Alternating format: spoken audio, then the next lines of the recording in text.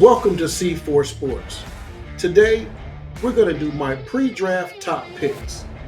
First, there are a lot of good players that did not make this list, which only means that because you didn't make this list does not mean that you don't measure up or that you're not worthy.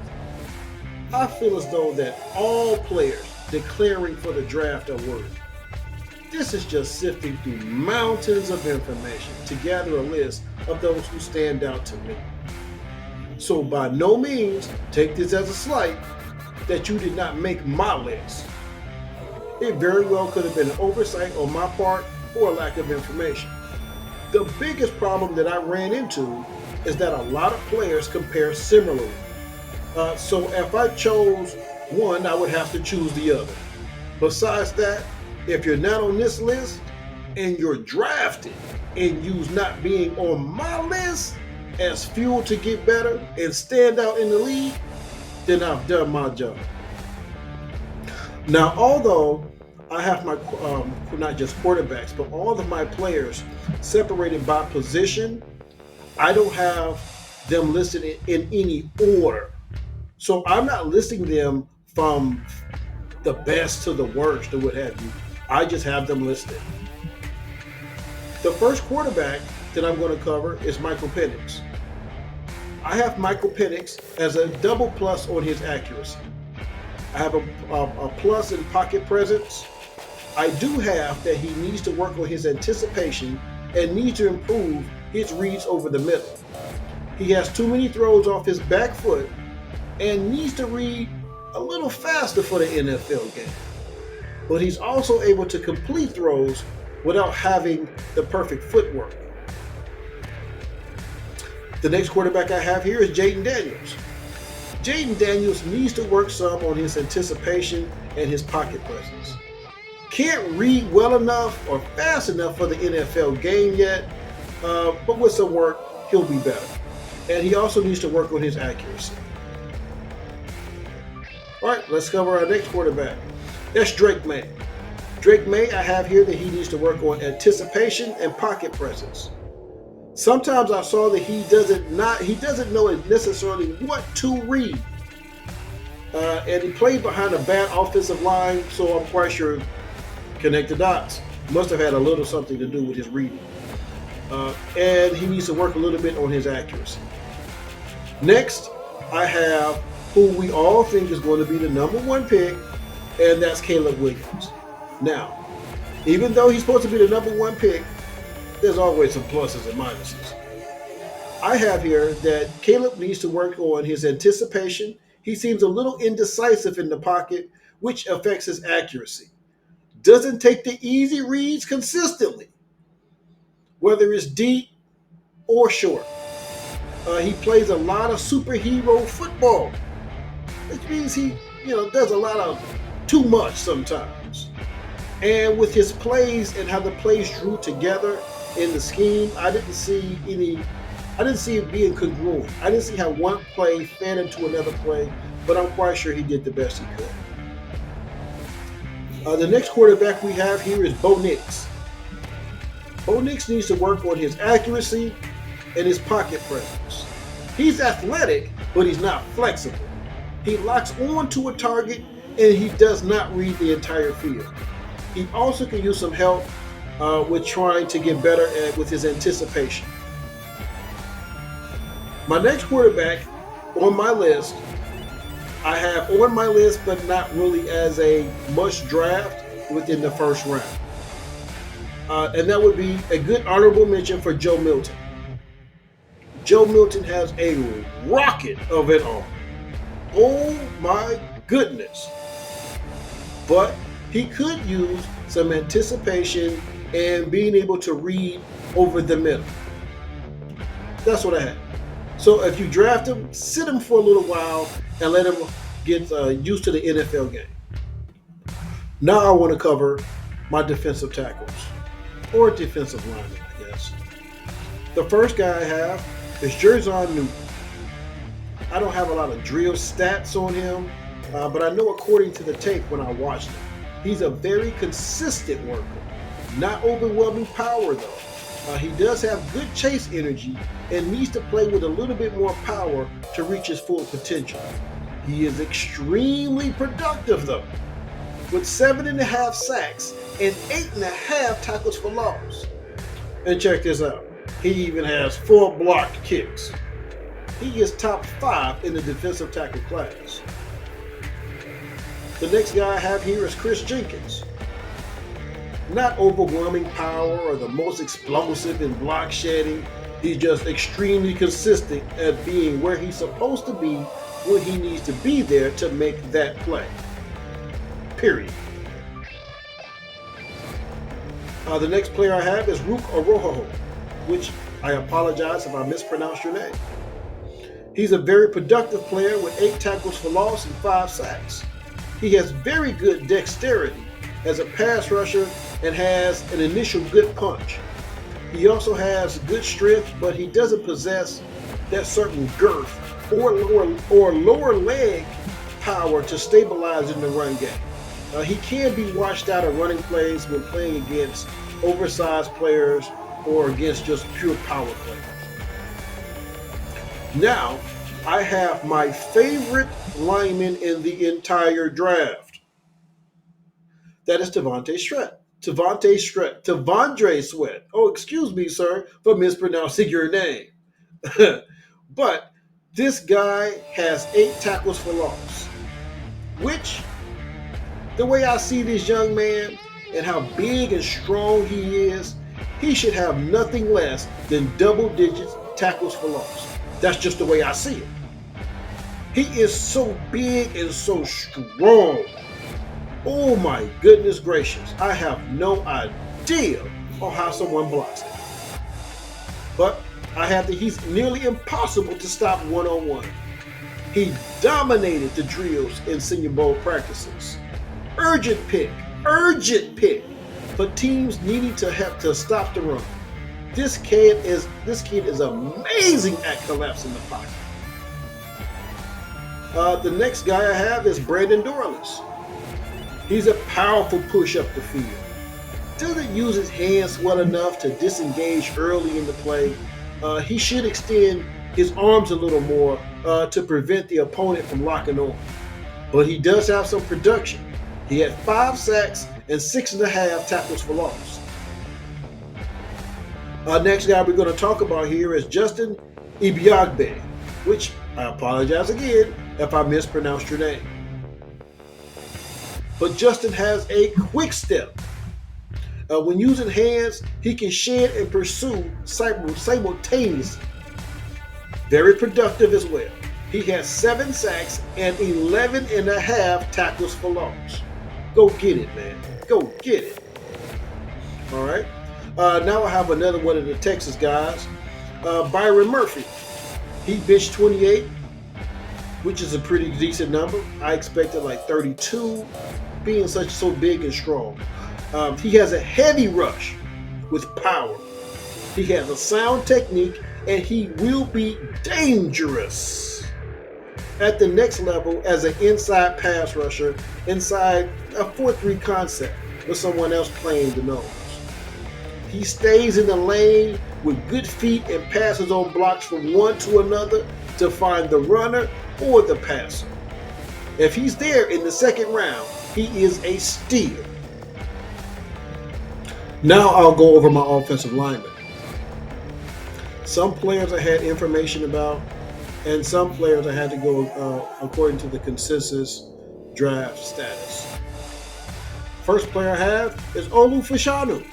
I apologize if I mispronounced your name, but you're a consensus top draft pick, so you made the list.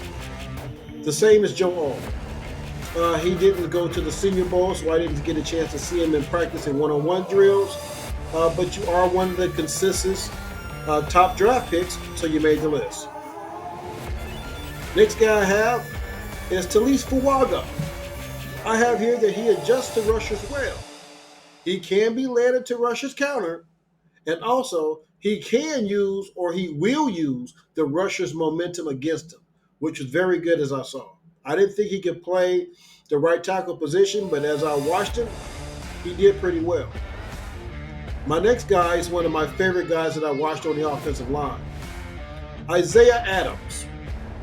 I didn't see a lack of power, even though you can read some things and they'll tell you that he has a lack of power. I guess so, but I didn't see it during the drills. He seemed to have a good base. He's a little grabby, though, which he may have to watch for the NFL game. He seems to be fundamentally sound and needs to get a little bit heavier in his base against the bull rush and needs to improve on his footwork. The next guy I have was Javion Cohen. He has decent feet to make up for a lack of strength. Also, he has with that lack of strength, he's also able to use good leverage against the pass rushers. So his lack of strength, he uses it as just going with the rusher's momentum and kind of riding the rusher out of the play. The next guy I have is Troy Fontenot. I apologize if I mispronounced your name. You're another consensus top draft pick, so you made the list. But you did not show up at Senior Bowl drills. Okay, the next guy I have is the Satoa Lumea. He sets heavy, not consistently flexible, maybe better suited at guard, although he did just 26 on the bench press. You're probably looking for a little bit more on the bench press for a guard. He does his best when he's set into limited space and movement, with limited space and limited movement. The next guy I have is Bo Lemire. Now, he was one of my favorite people to watch because he's pretty tough. He's a tough kid. I watched him stand in front of T'Vondre Sweat, get ran over, get back up, and get back into the play. Next few plays against T'Vondre Sweat, he did pretty good. I have for Mr. Lemire that he has a strong base and he's tough. And he will stand in front of a Mack truck and hold his own. Saw that. My next guy here is Jackson Powers Johnson. He has good feet and able to ride the defenders past the pocket. Now, for this segment, I probably should have worn my glasses. Matter of fact, let me pick them up now because this is a lot of information. So I may need these in the process of going through this.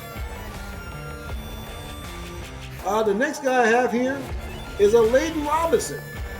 He's sound inside line. He plays with strength and leverage at the point of attack, even though he may struggle against a quick twitch rusher. Just the notes I took. The next guy I have here is another one of my favorite linemen that I saw in the course of watching the Senior Bowl practices, and that was Roger Rosengarten. He has a decent punch at the attack point. He does show some flexibility. I doubted it before I saw it. He sets deep in the pocket, not too deep, but a little deep for my taste. He doesn't meet the rusher. He kind of waits on the contact, which I didn't like that as much. But hey, it worked for him. He seems to be fundamentally sound in his technique, though, but he might struggle against hybrid rushers. Guys with a mix of size and strength may give him a little bit of problem because he's set so deep in the pocket that he may allow for a two-way go. Now let's do our pass rushers. The first guy I have here is Darius Robinson, who was one of my favorite guys to watch during the drills for the Senior Bowl. He gave a great effort in the Senior Bowl drills, converts power to finesse fluidly. He's also productive. He had 8.5 sacks. If you get a chance to draft him, if he's there in the second, third round, he is a steal. I watched this guy in the practices. He is extremely productive and efficient with his moves against the offensive line. The next guy I have here, I have Bralen Trice. He wasn't in the Senior Bowl drills that I saw, but he's a consensus top pick, so he made the list. Another guy I didn't see in the drills was Chop Robinson. I have here that Chop Robinson he's good with power and speed off the snap, but he needs to add a little finesse to his game. That's off the notes that I got about him. Our next guy is Jared Verse. Jared Verse struggles against pure power. He needs a little polishing to be able to transition between power and finesse and have a game plan when he meets the offensive line. The next guy I have, he wasn't in the Senior Bowl drills, and that's Dallas Turner. But he's a consensus top draft pick, so I added him to the list. Now this guy I had to see this next guy I had to see with my own eyes. This Latu, and I'm quite sure I just completely mispronounced your name. Forgive me. But when I saw him play, I was extremely impressed. The packaging is exactly what's inside the package. He is a professional pass rusher. He has multiple moves, but he can struggle a little bit against brute strength. But he's a bad dude. He's a bad dude. The next pass rusher we have here is Javon Solomon. He has a good swim over move. He has a pretty decent swim over move when the offensive lineman sets kind of deep in the pocket and gives him the two-way go. He has a good first move that kind of gets him inside the pocket. Now I'm going to cover my linebackers. Now, what I do want to tell you is, because it's so much information, a lot of this information I have to read. So be patient with me as I'm reading the information. Okay, linebackers. The first guy I have is Peyton Wilson. He has an injury history, which may affect his draft status, but he attempts to avoid contact instead of playing off of blocks. He does have some strength concerns. Even with these concerns, though, he is regarded as the nation's top linebacker, is one of the top linebackers in the entire nation. And he has multiple awards and extremely productive. This guy has 17 and a half tackles for loss, 6 sacks, and 3 picks. Injury history or not, you may have to roll the dice on him. The next guy I have is Cedric Gray.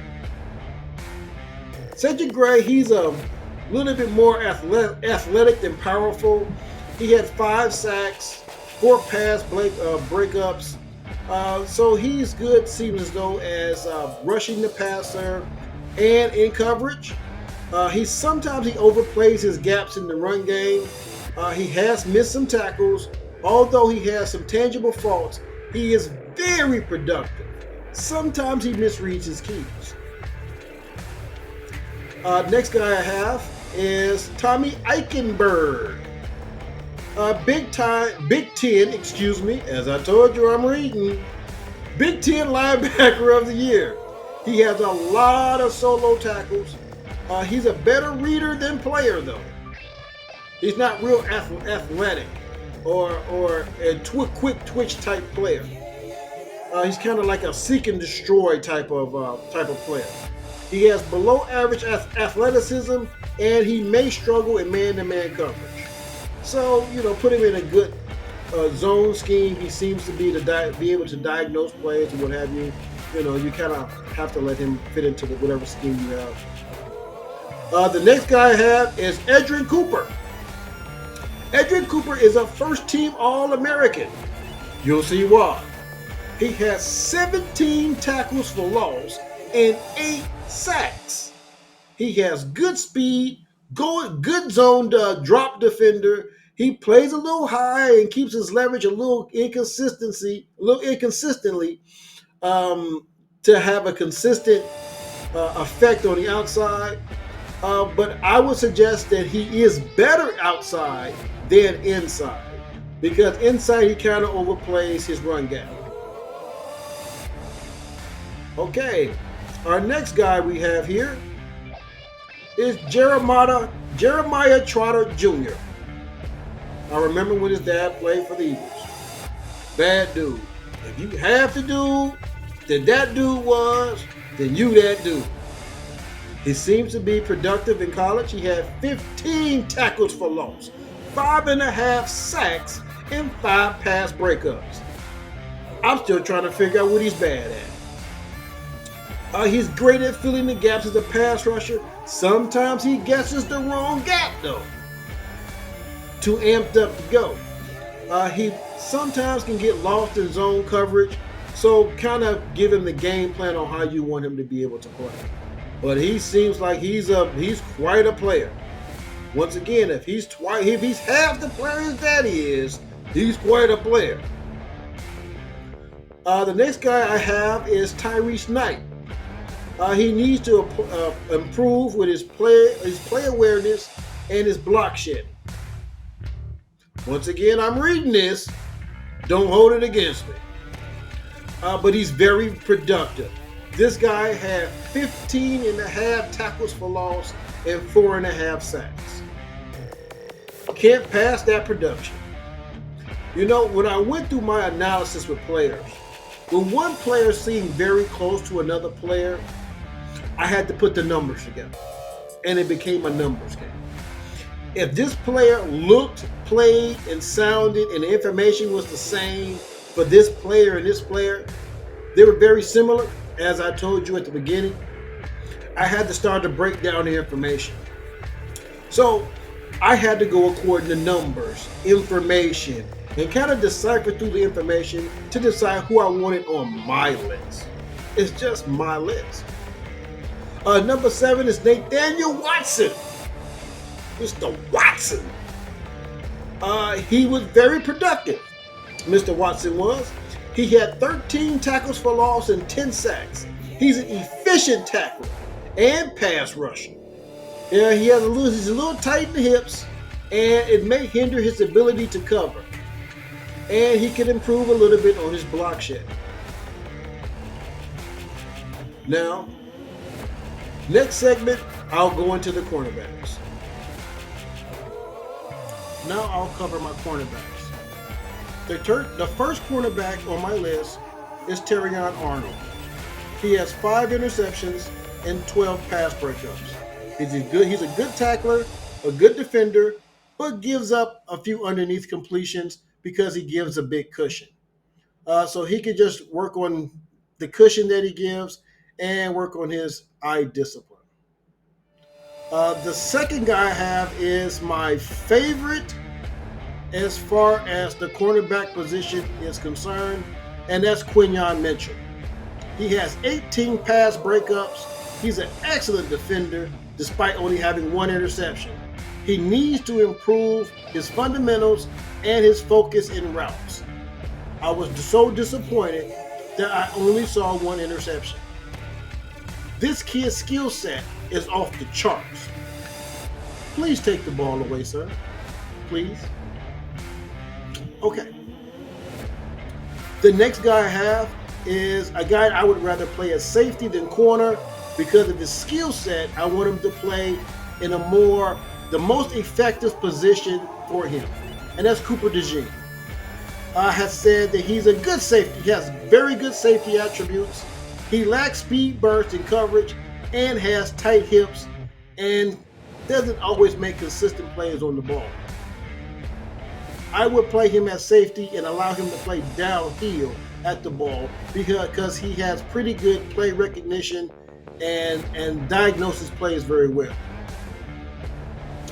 The next guy I have here is Chris Abrams-Draine, who had 13 pass breakups. He may be better as a slot defender, but he has good production, but he has a small size. He's 5'11", 179. Put him against the slot defender in your nickel, and you should be happy with his production. Our next guy is Willie Drew. Mr. Drew has 16 pass breakups and 6 interceptions. I have that he's a good defender. Because of his size, he can be beat off the line of scrimmage in press. Yes, but if you put him at nickel, he may be a Pro Bowler. Next guy, Ronaldo Green. Mr. Green has 12 breakups. Good instincts. He lacks a little size, but he plays through his lack of size and plays tough. He needs to improve his ball skills, but he plays physical. He's 5'11", 186. If you want to explore putting him, because he can help you in your run fits, if you want to play him in a nickel, maybe play pretty effective for you. Our next guy is Kyrie Jackson. Kyrie Jackson has 5 tackles for loss and 7 pass breakups.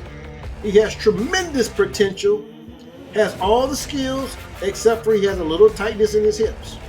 But he's 6'3". What do you expect? He did have disappointing interception numbers for his skill set. He has a tremendous skill set to not have a high number of interceptions. So I was disappointed in that. Our next guy is DJ James. DJ James had 10 pass breakups. He's another good defender. He needs to improve his ball skills and his run defense. Our next guy is Elijah Jones. Elijah Jones is very productive. He had 5 interceptions and 8 pass breakups. That's what I'm talking about. He's good in coverage. He needs to improve his fundamentals and maybe pick up a little weight so you can help him run support. Go to your local smorgasbord and sit there for a while. The next guy is the most productive 5'9" guy I've ever seen. And this is Mike Sanderstill. I thought he was taller than that because he makes so many plays.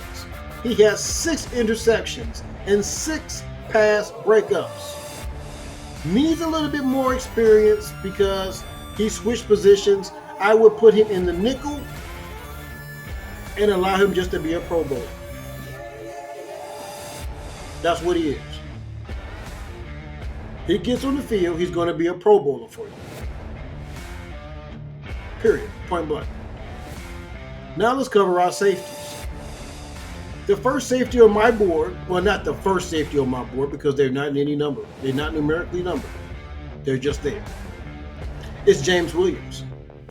James Williams has 5 pass breakups, needs better fundamentals and run support, and needs a little better awareness in his deep route diagnosis.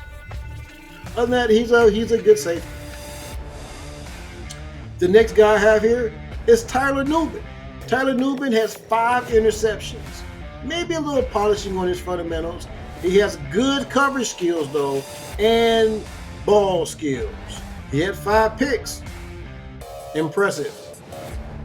Our next guy is Cameron Kitchens. Cameron Kitchens, he has 5 interceptions and 5 pass breakups. Little polishing on his fundamentals. He's good in coverage as a safety, and he's willing to tackle. A couple bricks in his pocket shouldn't hurt. Our next guy is Jalen Corliss, who has 5 pass breakups, and he's good in run support. He has a little tight hips in coverage, but he's 6'2". Probably more ideal with picking up tight ends or backs coming out of the backfield.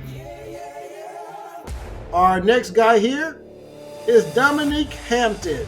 Dominique Hampton has 7 pass breakups. And a little polishing on the fundamentals. His interception numbers were not that great. So he needs to work on his ball skills and maybe play IQ. Our next guy is Josh Proctor. Mr. Proctor had 6.5 tackles for loss and 14 pass breakups. With some weight, he's only 199 pounds. But he's 6'1". He has the frame to hold some more weight. He has multiple tools in his box and should be an ideal player for the position. Now, let's cover our tight ends. At tight end, the first guy I have here is A.J. Barner. I have that he's a good blocker, 6'6", 251, and he can catch. Not a lot of experience at catching, more experience at blocking. But for me, blocking is more important to me at the tight end position than pass catching. I know you can catch because you play tight end, but can you block? My second guy is Dalen Holker. Dalen Holker I have here as being a good all-around player, 6'3", 241. I've got no real complaints about that. Our next guy is Cade Stover. Cade Stover played in the Big Ten, and he's just productive. He's from the Big Ten, so you know he can block, and he can pass catch. Period. Our next guy is Jaheim Bell. I have here that he's a good tight end. He's more of a receiver than blocker, but he does play tough, and he's willing to block. Maybe something you want to look at. Our next guy is Ja'Tavion Sanders. Ja'Tavion Sanders needs to work on his blocking, but he's a very productive receiver. Work on his blocking a little bit, and you may have something there. Our next guy is supposed to be the creme de la creme of tight ends. That's right, Brock Bowers. He's more of a pass catcher than a blocker. He needs to show a little bit more intensity in his run blocking, but he's not bad at either. Our next guy is Tanner McClanahan. I know I just messed your name up, man, but you know I'm talking about you. He's a good all-around tight end. He lacks a little blocking intensity, but he is a willing blocker. Our next guy is Tip Ryman. Tip Ryman, I have that he's a better blocker than receiver, but he doesn't have enough catches to actually say how he is as a receiver. So I would say that he needs a few more reps at tight end to hone his skills at being able to catch the ball and being on the move. Our next guy is Jared Wiley.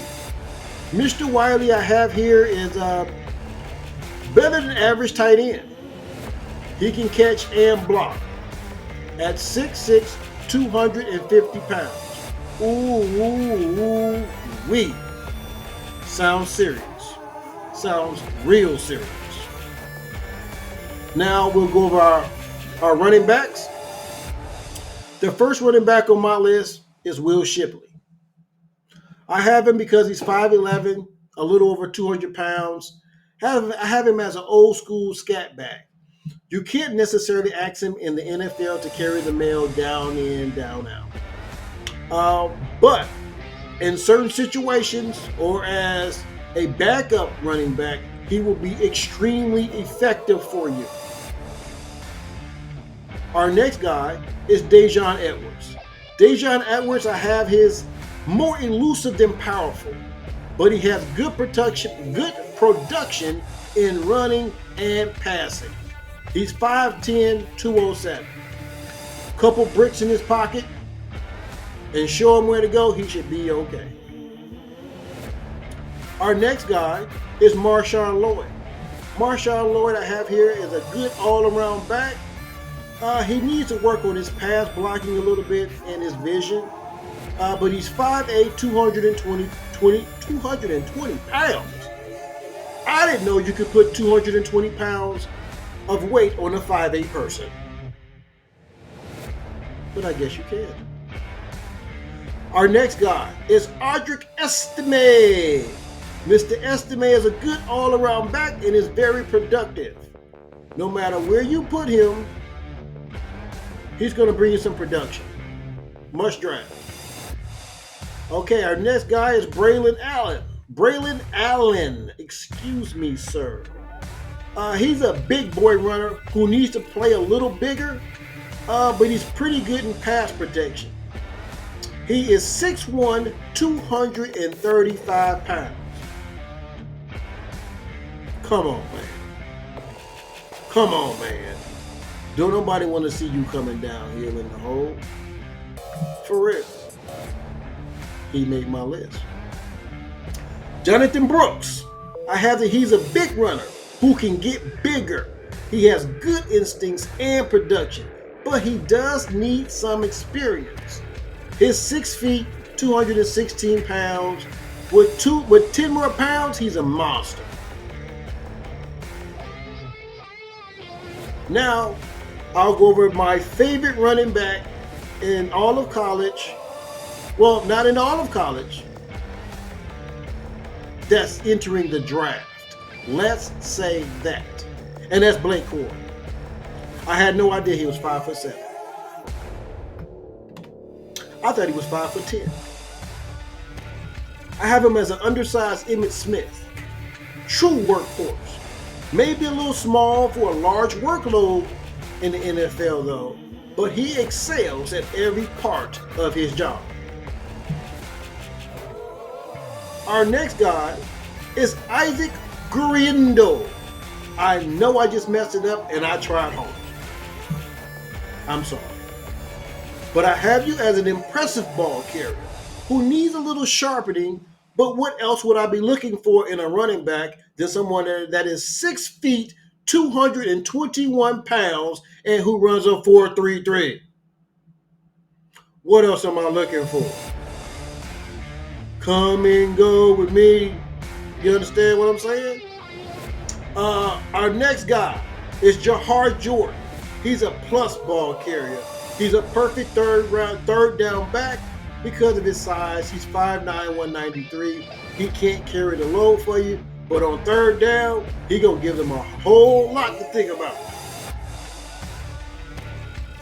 Our next guy is Kendall Milton. Kendall Milton I have is a battering ram, a strong runner, but he's not a third down back because not really production and catching his hands. So work with him with his catching and try to make him a 3-down back. Our next guy is Keelan Robinson. Mr. Robinson is more of a special teams player. If you're looking for a low-budget Devin Hester, he may be your guy. He doesn't have enough production at the running back position. He's 5'8", 191. But gadget plays, special teams, he should be able to pull some stuff out of his bag that should mess with the other team's brain. Now, let's quickly go over the wide receivers. The first receiver I have here is Jermaine Burton. I have that he's a good receiver. He needs some sharpening, and he may be better than his stats. See what else this kid has in the bag, because he seems extremely talented. Our next guy is Xavier Worthy. I have this. Very, very fast. I probably missed a very because he runs a 4.25. Fastest man I've ever seen. He's an effective go route to clear out the underneath. Needs to get a little stronger and be a little bit more serious in what he's doing. But he's a possible Pro Bowler or Hall of Famer because of his skill and natural talent. Our next guy is Tez Walker. I have his very fast. Tez is a very good receiver, needs a little sharpening, and he could possibly be a future Pro Bowler. At 6'1", 193 and runs a 4.35. Our next guy is Johnny Wilson. He's a large receiver. Let's think a larger version of Shannon Sharp. He's a tough, willing blocker. Excuse me, with an extreme frame and a heck of a target in the middle of the field. He's 6'6", 231 pounds. That's a whole lot of dude. That's a whole lot of dude. Our next guy is Roman Wilson. Roman Wilson, he could be a very productive slot receiver. He's a dependable receiver. He's only 5'10", 185. That's why I say probably slot. Don't want to really expose him on the outside and have him being swallowed by coverage. You want to get him in a wide open space. Our next guy is Ladd McConkey. He could be a great slot receiver. I don't know too much about putting him outside, but he could be effective. Don't get me wrong. I just know with his skill set, putting him in the slot makes him almost unstoppable. All right, our next guy, Adonai Mitchell. Mr. Mitchell is a very good receiver who needs a little better concentration on what he's trying to do and ball skills and bringing the ball in. But he's extremely talented player. Our next guy, Brian Thomas Jr. I have that he's a very productive receiver. He may be a dependable number 2 receiver that you may never be able to trade or hit free agency. He's 6'2", 210 pounds, run a 4.3. He's extremely productive. Sharpen his skills a little bit, and you may have a number 2 receiver that may be there for as long as his career. Our next guy is Malik Nabers. Malik Nabers is an explosive receiver. He's polished but does need some refinement, but he's a big-time playmaker. He's one of the top picks at the wide receiver position. This next guy is my favorite wide receiver in the entire draft, hands down. Not who you thought, though. My favorite receiver is Rome Odunze. I know I probably messed it up. Once again, forgive me. He is one of the top receivers I have ever seen in college football. He is always open. I've seen him against press coverage, double coverage, zone coverage, rolled coverage, triple coverage, and he always finds a way to get open. And he does not drop the ball. He is extremely dependable as a receiver. Our next guy is he got them Levi's. That's Marvin Harrison, Jr. You understand? He's one of Ohio State's greatest receivers ever. He is an explosive talent. They say he's the best wide receiver in the draft. I don't know. I like Odunze. But hey, I don't know. What can I tell you? Our next guy is Javon Baker. Javon Baker I have here is a very productive receiver. Has good size and playmaking at 6'1", 202 pounds. All right, our next guy is Jacob Cowing. Jacob Cowing could be an ideal slot receiver. He plays big despite his 5'8", 168-pound frame. I would say slot, make him tough to deal with. Put him in some space. Our next guy is Ryan Flournoy. He's a good, tough receiver with good hands. He can be a go-to receiver with some polishing. He's 6 feet, 200 pounds, and runs a 4.4. Our next guy is Dietrich Griffin. I have him as a productive slot receiver. He's 5'10", 181 pounds. Put him in the slot, you should get a lot of production from him.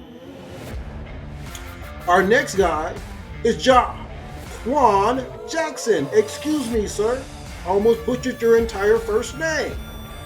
He's a good offensive player, period. Needs more polishing and a little bit more focus. But he's a good offensive player, period. No matter where you put him. You put him in the backfield, line him up as a wide receiver. You can line him up anywhere you want to. Play him on special teams. You can play him anywhere you want to play him, and guess what you're going to get? Production. Our next guy is Cornelius Johnson. He's a good hands receiver, but he does need some polishing. But he's 6'2", 212 pounds. Seems like he's worth a little bit of the risk. Our next guy is Luke McCaffrey. Mr. McCaffrey is a good number 2 receiver and dangerous in the slot. He's a tough guy.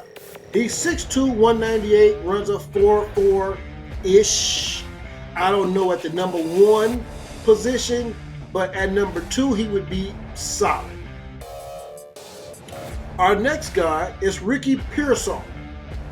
He's a dependable slot receiver without a lot of flash or whatever the case may be.